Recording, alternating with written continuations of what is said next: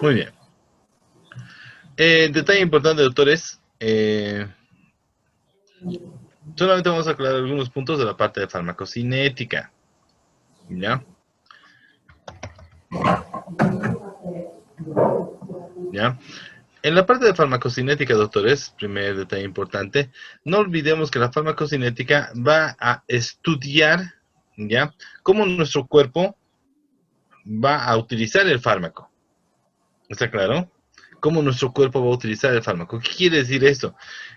Básicamente la farmacocinética se encarga de estudiar, ¿ya?, estudiar el movimiento del fármaco entre las distintas estructuras del cuerpo.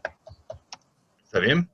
La farmacocinética se encarga de estudiar el movimiento del fármaco en las distintas estructuras del cuerpo. Y esto va a ser hecho a partir de 4 procesos básicos, que son absorción,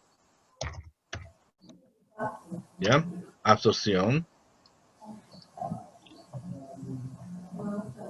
distribución, ¿ya? Distribución,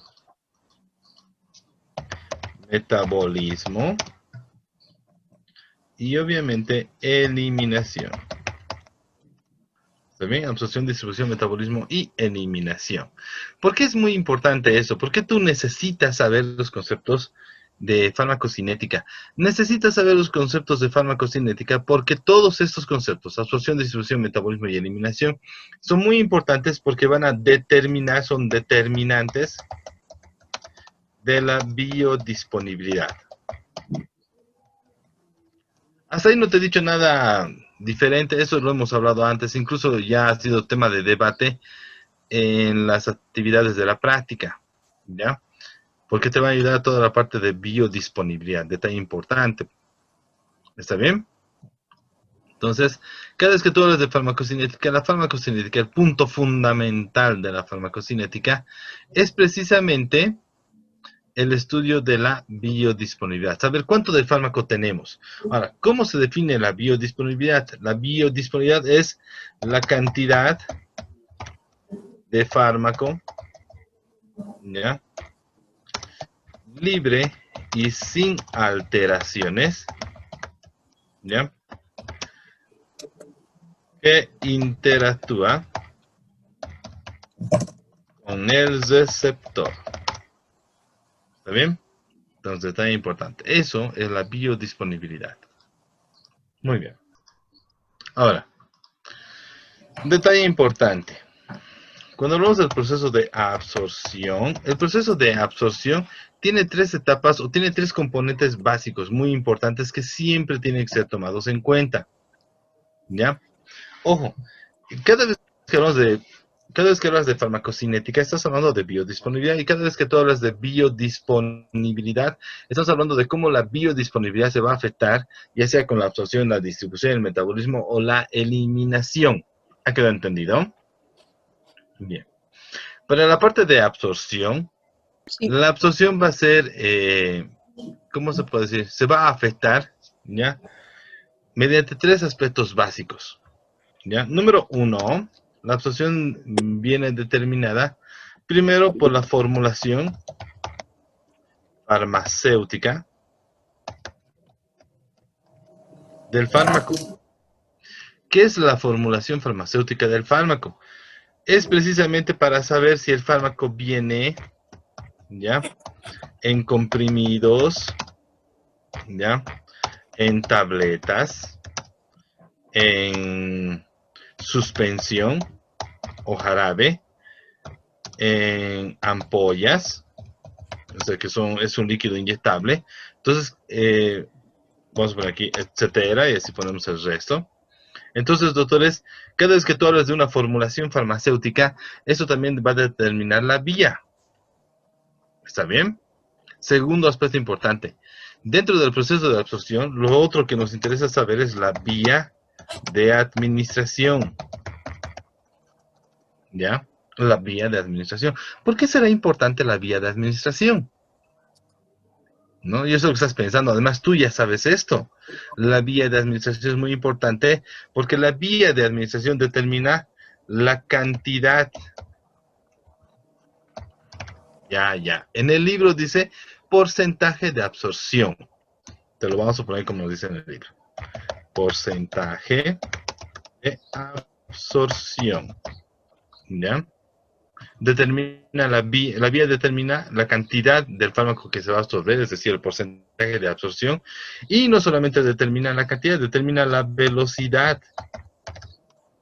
¿Está bien? Los dos detalles importantes. La vía de absorción, ¿ya? Te determina la cantidad, es decir, el porcentaje de absorción, te determina la velocidad, el tiempo en el cual el fármaco va a hacer efecto. ¿Ha quedado entendido? Sí, muy bien. Número 3, ¿ya? Nos interesa saber algo llamado el metabolismo de primer paso. También conocido como efecto de primer paso. ¿Ya? Primer paso. O también se le llama efecto de orden cero, dependiendo del libro que leas. ¿Está bien? Dependiendo del libro que leas. Efecto de primer paso. Ahora, yo sé lo que estás pensando. ¿Qué quiere decir efecto de primer paso? ¿Ya? En primer lugar, el efecto de primer paso no se da en todos los tejidos. Eso quiero que entiendan. ¿Ya? No se da en todos los tejidos. ¿Ha quedado entendido? Y para que ustedes puedan captar mejor la idea, te voy a dar los dos órganos fundamentales que hacen efecto de primer paso. ¿Está bien? Los dos órganos que hacen fundamentalmente efecto de primer paso, número 1 es la pared intestinal. ¿Ya? Y número 2 es el pulmón. ¿Ya? Entre la pared intestinal y el pulmón, adivina tú quién es el que hace más efecto de primer paso. Hígado. Pared intestinal.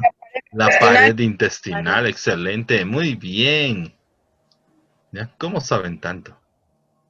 ¿Ya? Con esto, ¿qué quiero decirte? El fármaco de uso por vía oral, o sea, la vía oral, la parte más utilizada,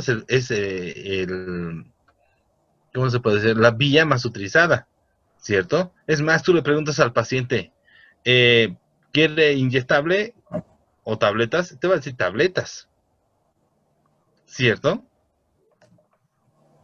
¿Cierto? Sí, ¿Ya? doctor. Sí, doctor. Sí es. Por algún extraño motivo es así. Cuando eso quiero aclarar un detalle importante. ¿Qué vías no tienen metabolismo de primer paso? ¿Ya? A ver, no tiene metabolismo de primer paso la vía sublingual, la vía intramuscular, la vía endovenosa. ¿Está bien? No tienen metabolismo de primer paso. Entonces se piensa que estas vías van a tener una alta biodisponibilidad. A ver, vamos a ponerlo así, ¿ya? Yo sé que estás pensando y dices, no. ¿Por qué no tiene efecto de primer paso? ¿No? Eso es discriminación. No, no es discriminación. Para poder tener efecto de primer paso, la célula que absorbe tiene que tener capacidad metabolizadora. ¿Ha quedado entendido? La célula que absorbe tiene que tener capacidad metabolizadora. Entonces, ¿el músculo tiene capacidad de hacer metabolismo? No. No tiene capacidad de hacer metabolismo. Porque su función es hacer contracción, no hace absorción, no hace metabolismo. Los que absorben el fármaco cuando lo utilizas por vía intramuscular son los vasos sanguíneos y los tejidos capilares que están cerca del fármaco. Ellos hacen la absorción.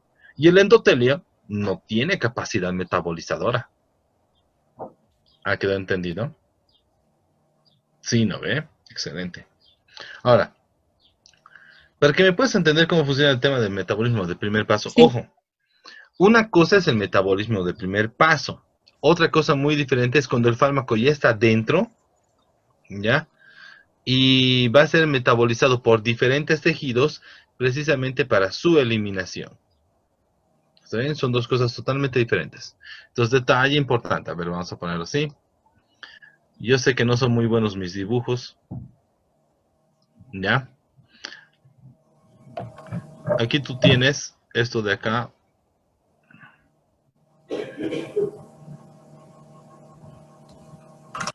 Esto de acá es una célula endotelial. Es un enterocito, perdón. Es un enterocito.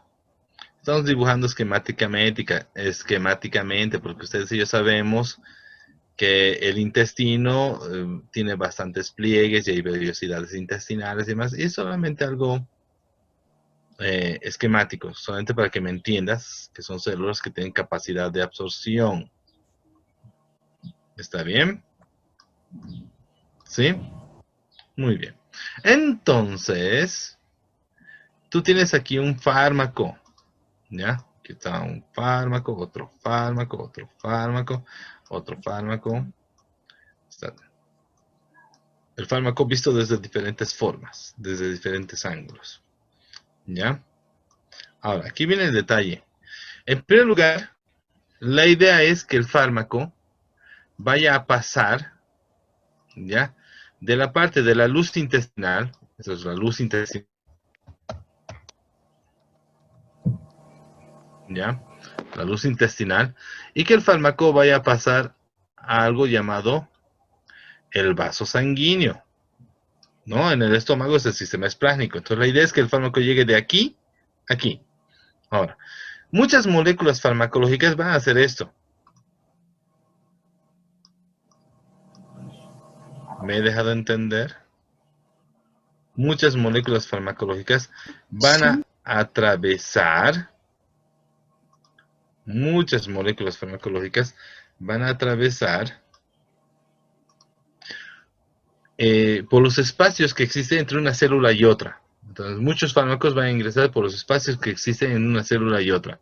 Entonces, eso va a hacer que tengas el fármaco dentro de la circulación sistémica. Van a estar ahí. Entonces, muchos van a atravesar a través de los espacios intercelulares. Otras moléculas no van a hacer eso. Bueno, antes de que sigamos. Yo sé que tú ya sabes esto así de memoria, ¿ya? Porque es un proceso fisiológico normal. Entonces,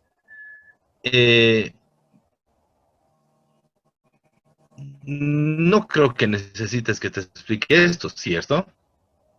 Pero supongamos que no los recuerdas. Así te lo explico, ¿ya?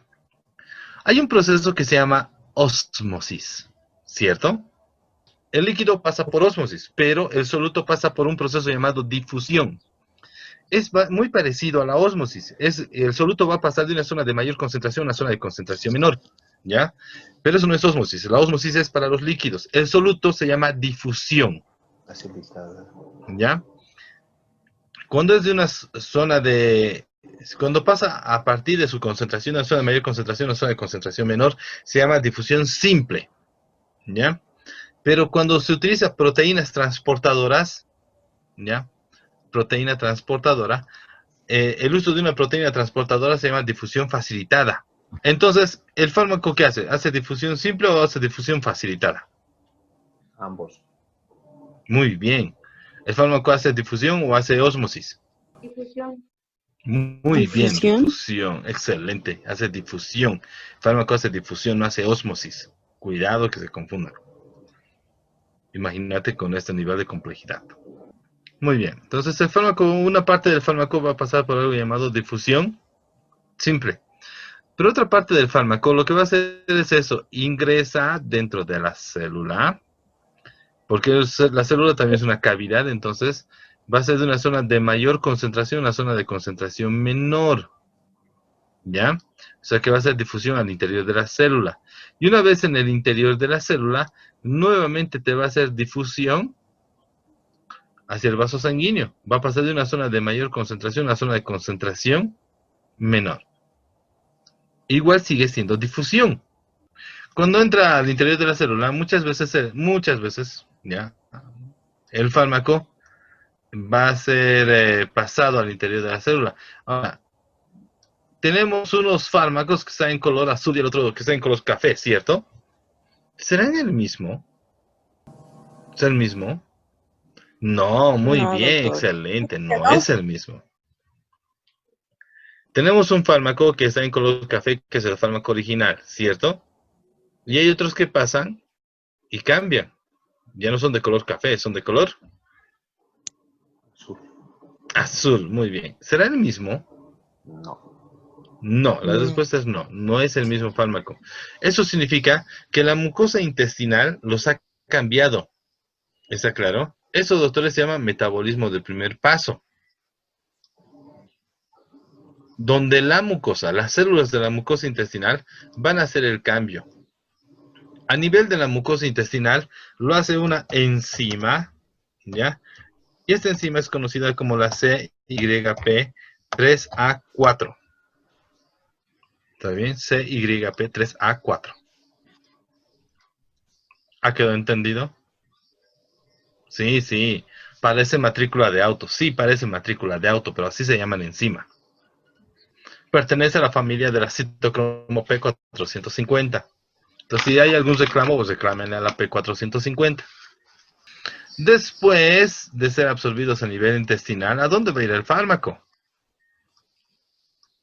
Va a ir a un órgano muy noble, El hígado. impar, eso, El que se hígado. llama, eso muy bien, se llama hígado. En el hígado, el fármaco va a volver o sea, el fármaco va a empezar a concentrarse, ¿ya? Va a empezar a concentrarse, ¿ya? Todo el fármaco va a comenzar a concentrarse, ¿ya? Ahora, ¿qué crees que va a pasar en el hígado? ¿Se va a metabolizar el fármaco? Muy bien, excelente. El fármaco nuevamente va a sufrir un proceso de metabolismo, ¿ya? ¿Será el mismo fármaco?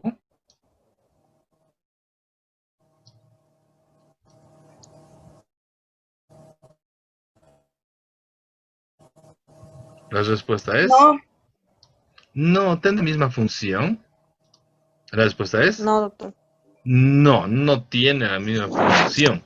Entonces, doctores, eso también se llama metabolismo del primer paso. A nivel hepático lo hace la mismísima citocromo P400. P450, detalle importante. La mismísima citocromo P450 es la que se encarga de hacer el metabolismo del primer paso a nivel hepático. Con eso, ¿qué te estoy queriendo decir? Cuando tú consumes un fármaco por vía oral, el metabolismo del primer paso se produce en dos etapas. La primera etapa es a nivel intestinal y la segunda etapa es a nivel hepático. La primera etapa a nivel intestinal es producida por una enzima conocida como la CYP3A4. Y el nivel hepático es por la citocromo P450. ¿Ya? No te olvides, la CYP3A4 y la citocromo P450. Significa que el metabolismo del primer paso viene en dos etapas. Siempre, si es utilizado el fármaco de manera intestinal, siempre va a tener las dos etapas. ¿Ya? Si es utilizado de forma intestinal, siempre va a tener las dos etapas. Quiero aclarar un detalle importante. La vía intestinal puede ser una de las peores vías para ser utilizado. Número uno, porque el fármaco tiene que competir con el ácido. O sea, tiene que superar la barrera ácida. Y número dos, porque no todo lo que tú consumes se absorbe. Mucho del fármaco puede ser eliminado con las heces, ¿cierto? De paso, el pobre fármaco, una vez que es absorbido, tiene la posibilidad de ser metabolizado por la mucosa intestinal. Y si no es metabolizado por la mucosa intestinal, tiene que sobrevivir al hígado. Sí, y una vez que sobrevive al hígado, recién puede ir a cumplir su función. ¿Me he dejado entender? Ahora, si tú sabes que el fármaco va a ser metabolizado, ¿ya? ¿Qué harías? Ya sé lo que vas a decir, buscar otra vía.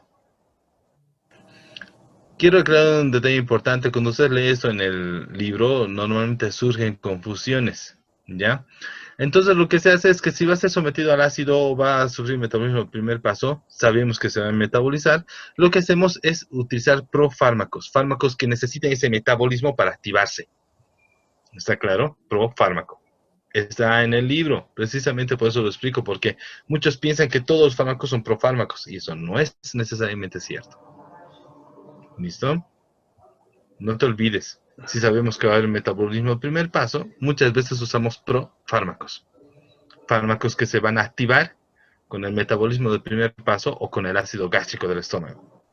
Vamos a hacer una pequeña recapitulación. Estuvimos hablando sobre la parte de farmacocinética y hemos hablado del proceso de absorción. Y en el proceso de absorción es importante tomar en cuenta tres aspectos. Número uno, la formulación farmacéutica.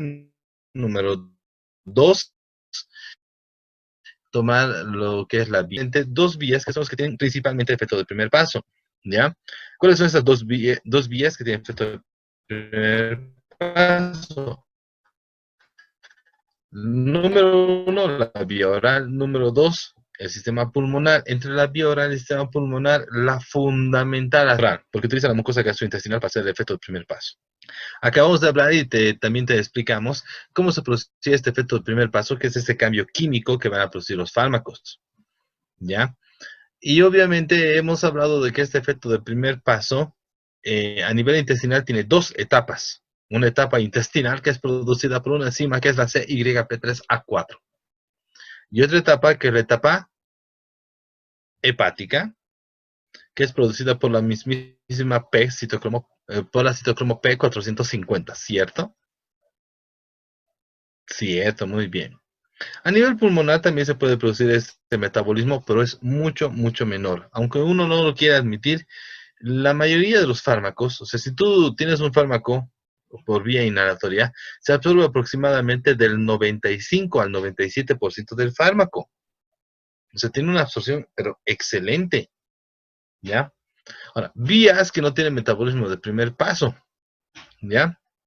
La vía muscular, endovenosa y la sublingual, ¿ya?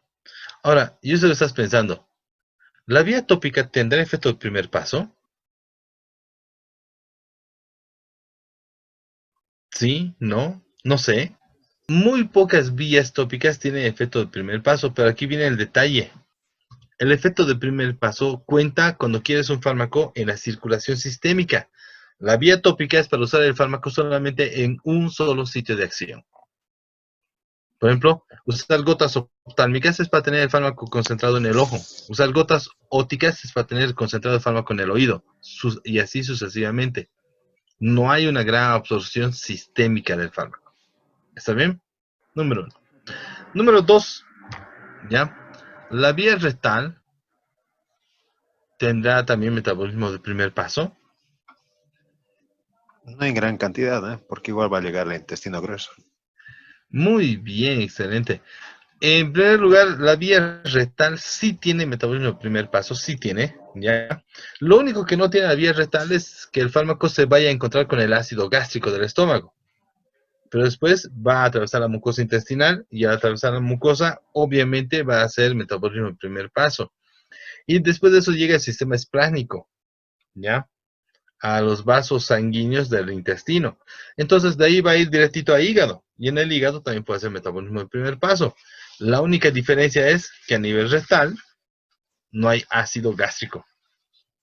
Por si no, imagínate qué raro sería, ¿no? A nivel rectal que tengas ácido gástrico, bien raro. ¿Cierto? Sí, yo estoy pensando y has dicho, uy, no, si hubiera eso, qué anatomía más extraña. Después del proceso de absorción, o sea, después del proceso de absorción, la parte que te interesa saber es el proceso de distribución. Muy bien.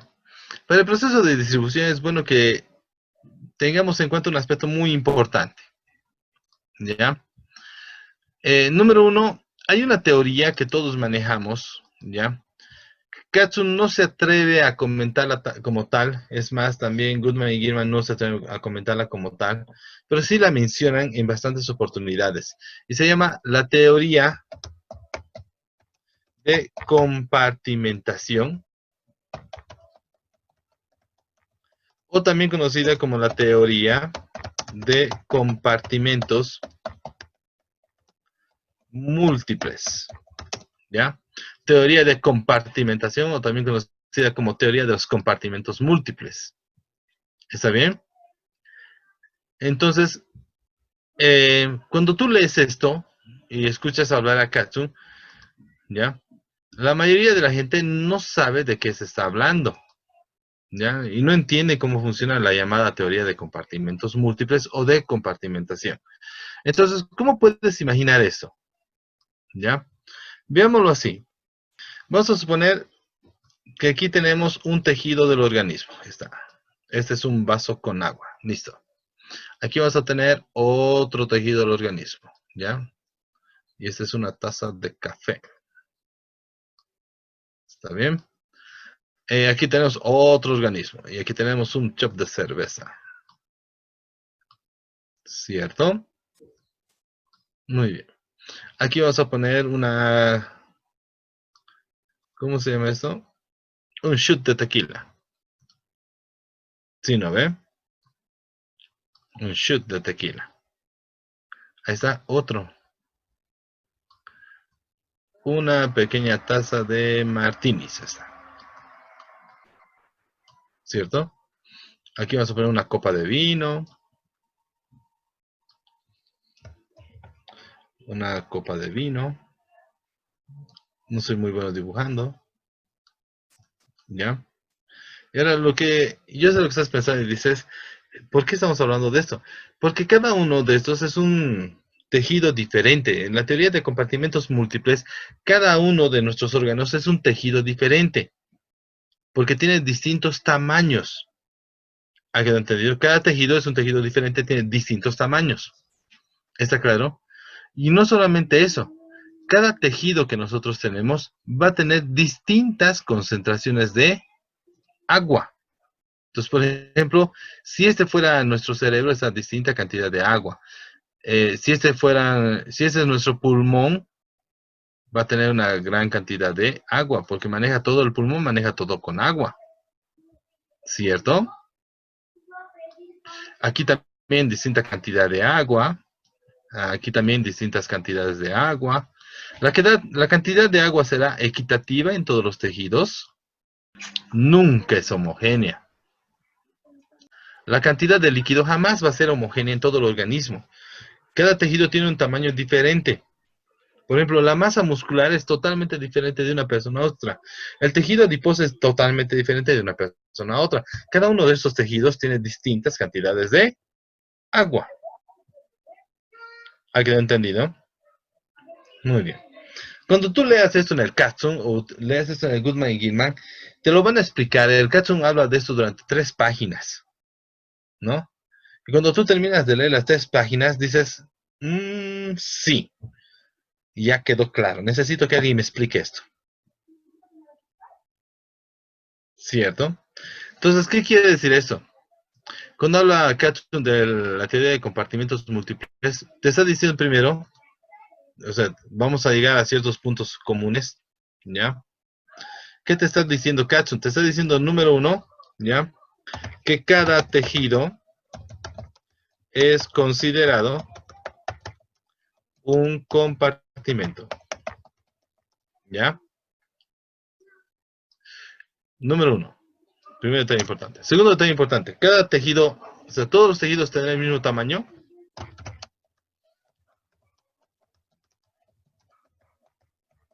¿Sí? ¿No?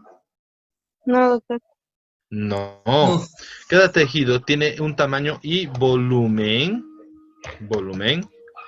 diferente. ¿Está bien? Ahora, si cada tejido tiene un tamaño y volumen diferente, ¿tendrán la misma concentración de agua? Oh, Muy bien, no. Cada tejido tiene distintas concentraciones concentraciones de agua. Ahora, si cada tejido tiene distintas concentraciones de agua, cada tejido podrá recibir la misma cantidad de fármaco. No. No. Muy bien, excelente, detalle importante. ¿Ya? Entonces, tiene distintas concentraciones de agua, porque tiene un volumen y tamaño diferente, cada tejido, ¿ya?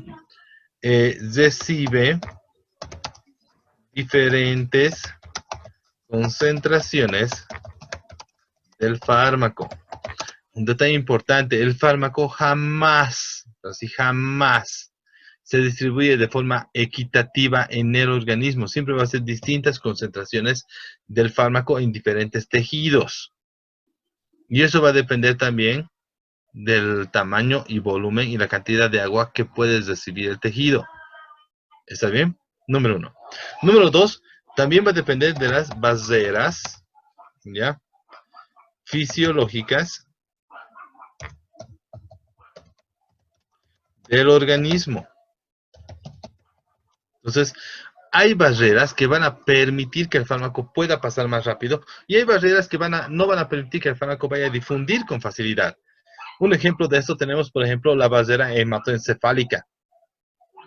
Otro ejemplo, la barrera hematoplacentaria. Otro ejemplo, la barrera osteoarticular. ¿Ya? Sí, doctor. Número 1, el fármaco jamás se distribuye de forma equitativa. Depende de la cantidad de líquido que puedes recibir el tejido. Número 2, va a depender también de las barreras que se tiene. Ahora, hay un detalle importante. Esta vez, esto tengo que confesar, o sea, me voy a confesar contigo. Esta parte en el Katsun no me gusta. No me gusta. Realmente cuando yo llegué a esta parte en el Katsun, la odié y la odié harto. ¿Ya? Porque Katsun habla de esto, de la teoría de compartimentos múltiples, ¿ya? Pero solo después de que pasa todo esto, recién se pone a hablar de un detalle importante, ¿ya? Detalle importante. Cada tejido tiene capacidad metabolizadora. Cada tejido tiene capacidad metabolizadora. Yo sé lo que estás pensando y dices, esto no puede ser posible.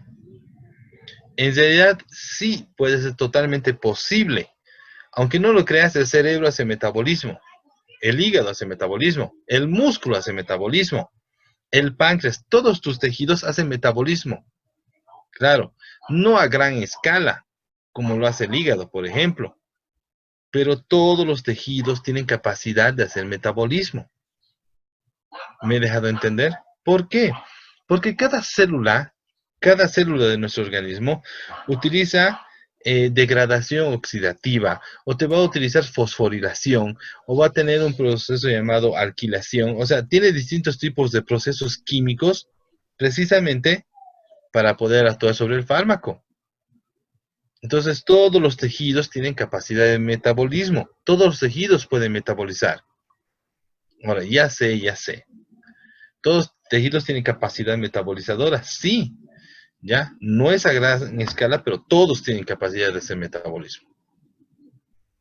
¿Ha quedado entendido? ¿Sí? Sí, muy bien, excelente.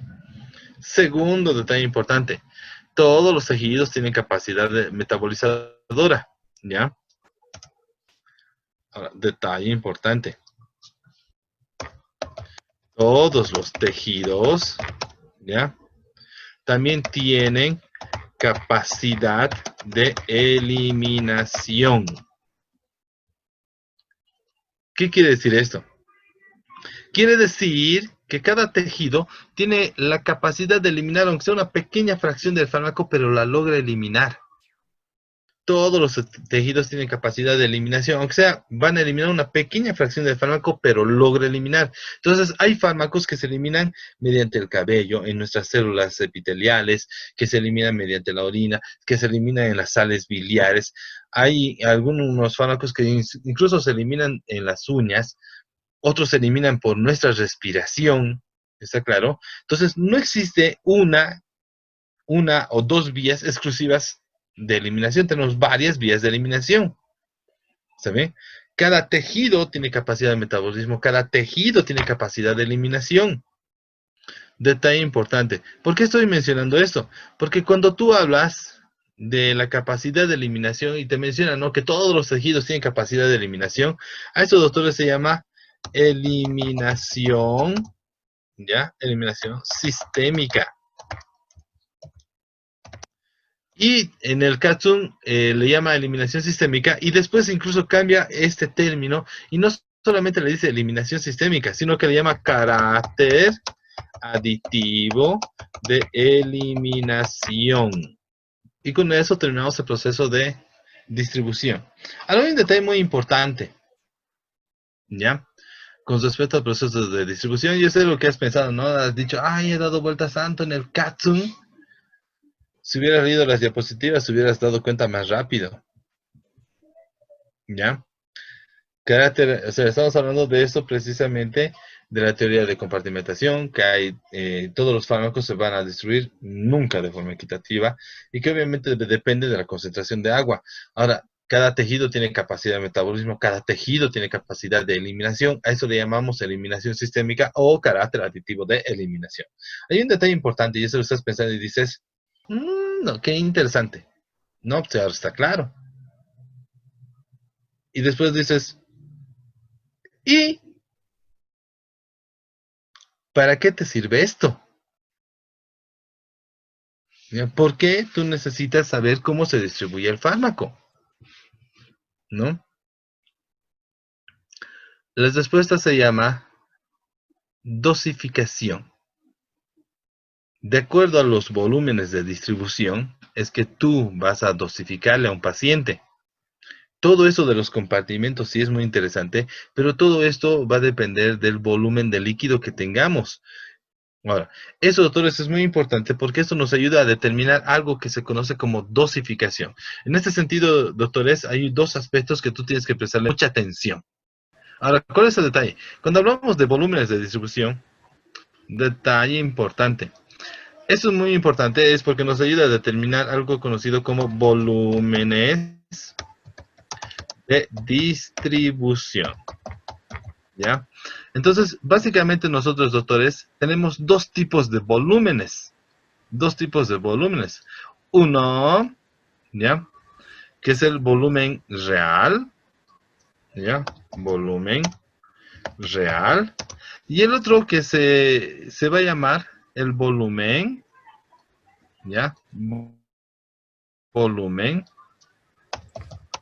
aparente. Aparente. Volumen real, volumen aparente. ¿Ya?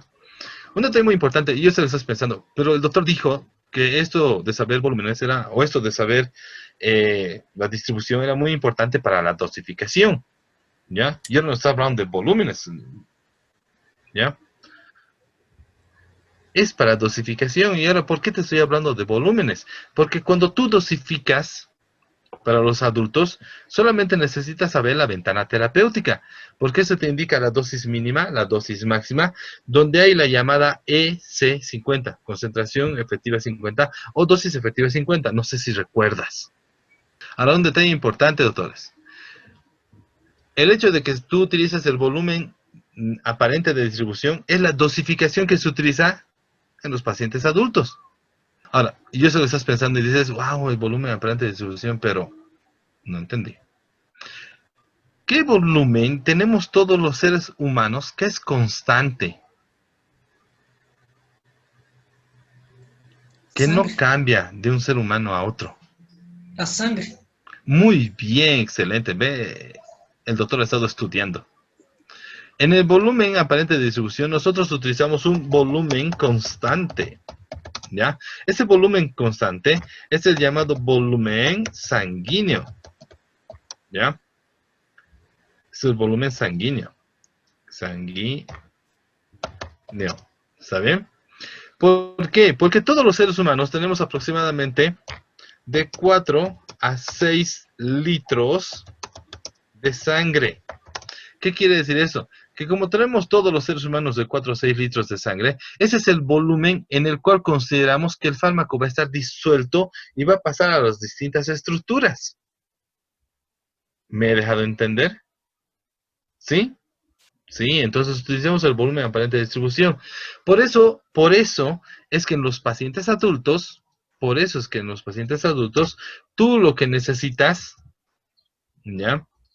Es saber ¿cómo se llama esto?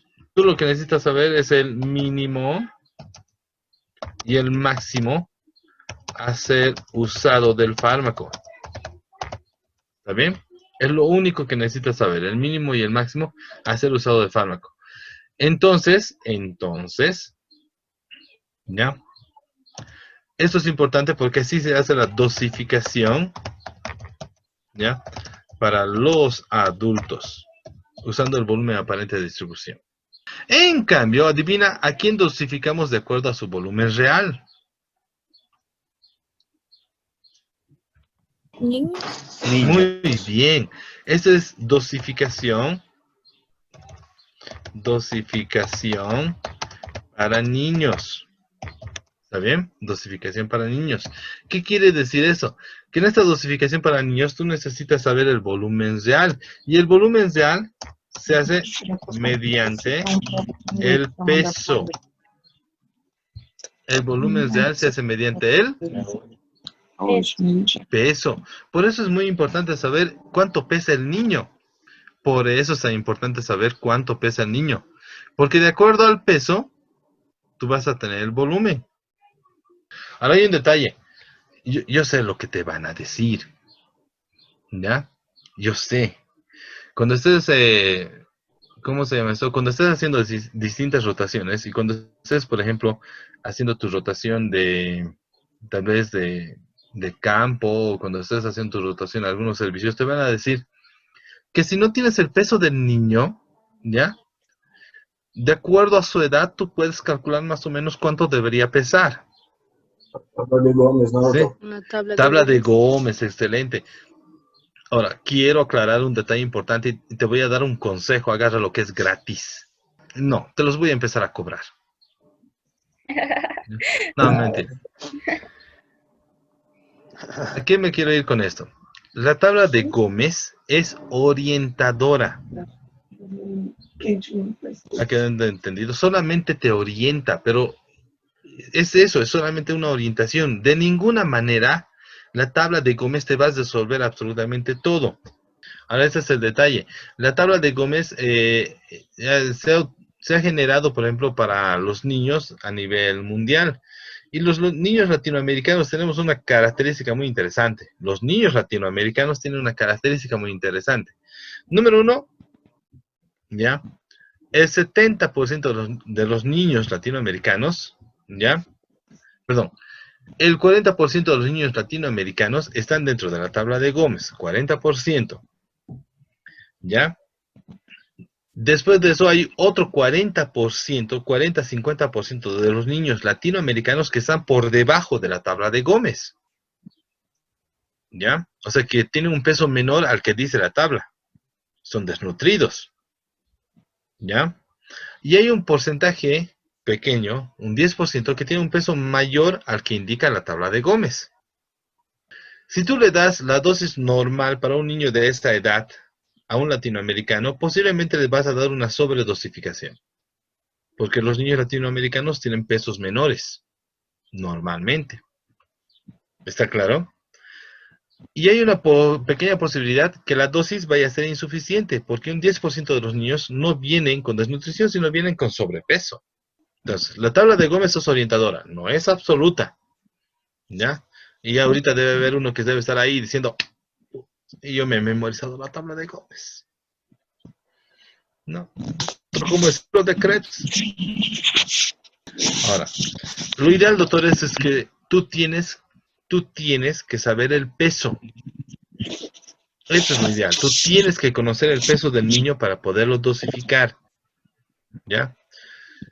Mis hijos, ¿por qué te dije que mis hijos son un buen ejemplo? Porque mis hijos, ¿ya? Mi hijo Santiago tiene 7 años, ¿ya? Santiago debería estar pesando aproximadamente por tabla de Gómez, aproximadamente unos 25 kilogramos. 25.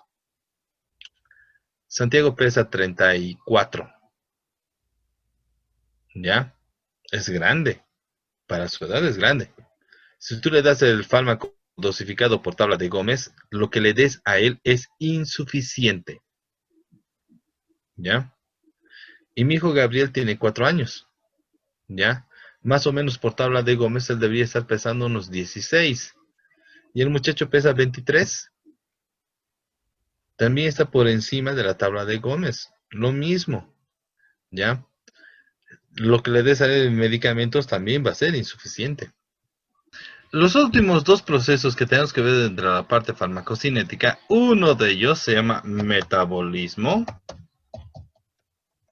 En algunos libros no lo dicen como metabolismo, sino que le llaman biotransformación. Biotransformación. ¿Está bien? Metabolismo o biotransformación. Primer detalle que tenemos que tener en cuenta, ¿por qué hacemos metabolismo? Nosotros somos organismos que utilizamos mucha el agua, o sea, mucha agua, ¿ya? Somos organismos hidrosolubles. Entonces, todo lo que es para hacer metabolismo es precisamente con una finalidad, ¿ya? Y es hacer de las sustancias, ¿ya? Hidrosolubles. Hidrosolubles. Ahora, yo sé que estás pensando y dices, pero ¿por qué quieres hacer de la sustancia algo hidrosoluble? Porque al ser una sustancia hidrosoluble vas a tener distintos resultados. Ya sé. Tú ya sabes eso porque lo has visto en bioquímica. ¿No ven? Es más, con lujo de detalles.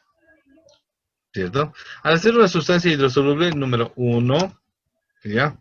Facilita la circulación. Va a poder moverse mejor entre las distintas estructuras del cuerpo, ¿ya? Facilita la circulación, o sea, va a poderse movilizar mejor entre las estructuras del cuerpo. Número 2, esto también facilita la eliminación o las vías de eliminación. ¿Por qué? Porque la principal vía de eliminación es renal. Muy bien, entonces facilita la circulación, facilita la eliminación. ¿Está bien? Bien. Ahora, la idea del metabolismo es hacer la sustancia hidrosoluble precisamente para que nosotros podamos usarla mejor. Bien. Detalle importante. Este proceso de metabolismo o biotransformación, mejor vamos a ponerlo aquí.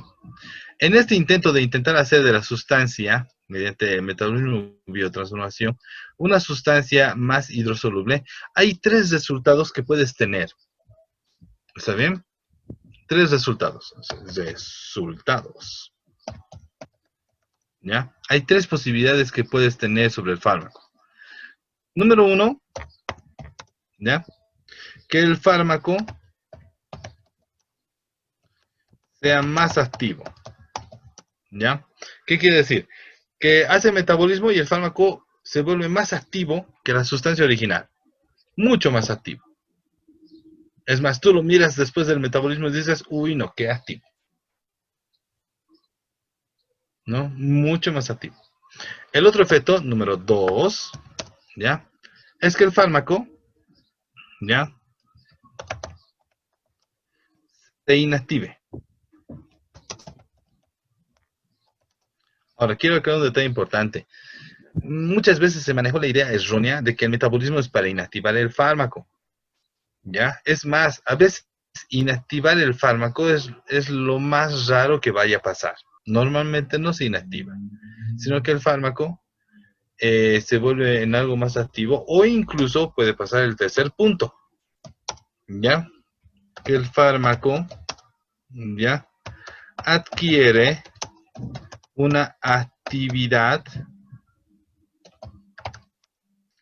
diferente. Y en eso incluimos que incluso se convierte en un activo tóxico.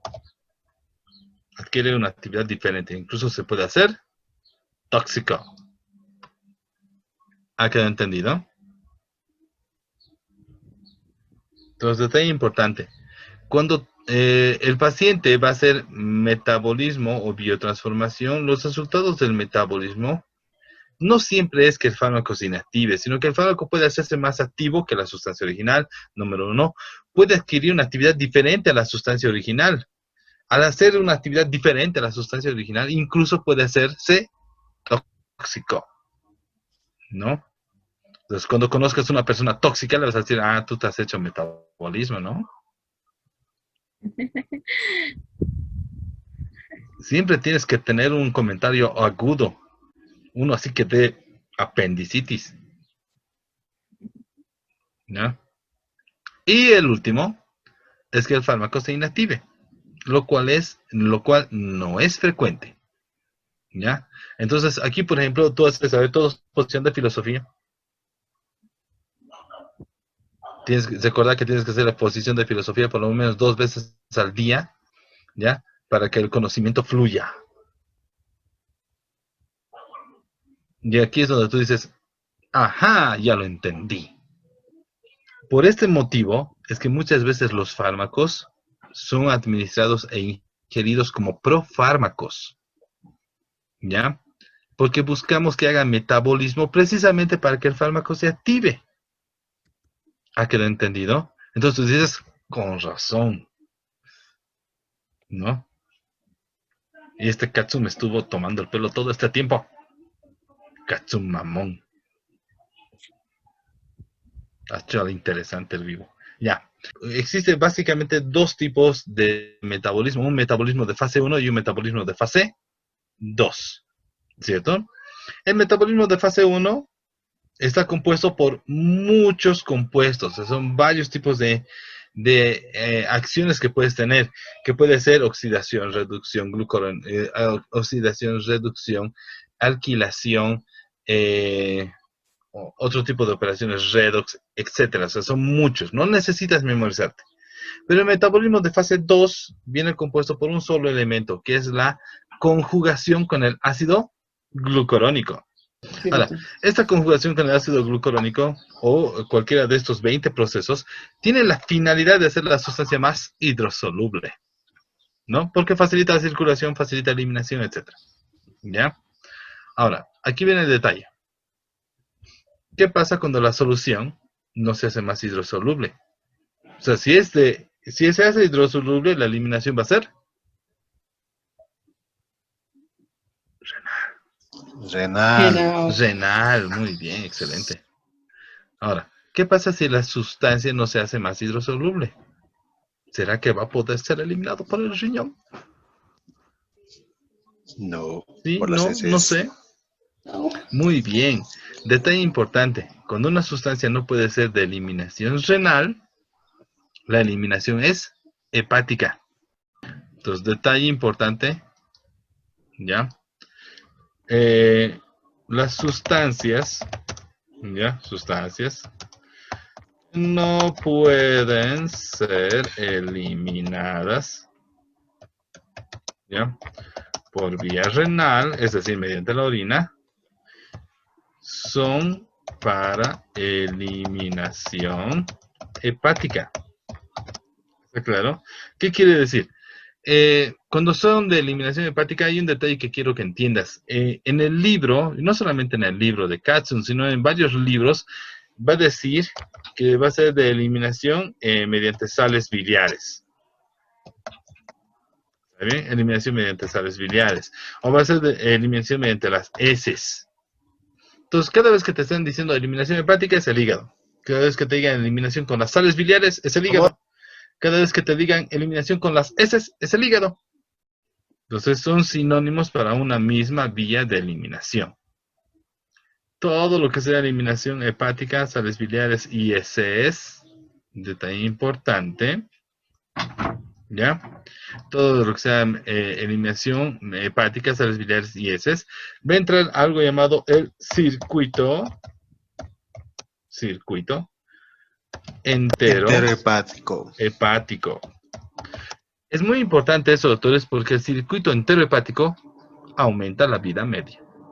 Bien, y por último, hay algo ya que es con el tema de eliminación. ¿Ya? Cuando hablamos del tema de eliminación, la parte más importante son las vías de eliminación. Ahora, todos los fármacos tienen fundamentalmente dos vías de eliminación, ¿cierto? Una eliminación que es renal y una eliminación que es hepática. ¿Ya? O sea, las dos principales vías de eliminación son la renal y hepática. Pero recordemos un aspecto muy importante, ¿ya? Y es que Katzun luego describe que hay una eliminación, perdón, hay un carácter aditivo de eliminación, o también conocido como eliminación sistémica. ¿Está bien?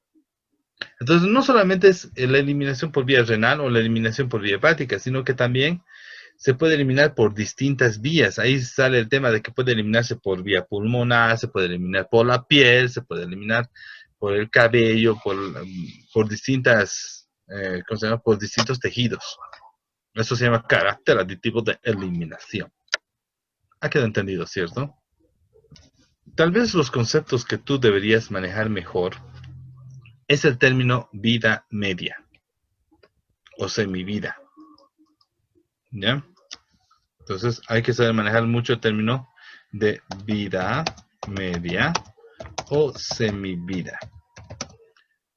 Considero yo que es tal vez el concepto más interesante y sobresaliente que debíamos tener a este nivel. ¿Ya? Bueno, ya que no hay preguntas, dudas, quejas, nada, ya vamos a quedar en este punto, si les parece bien.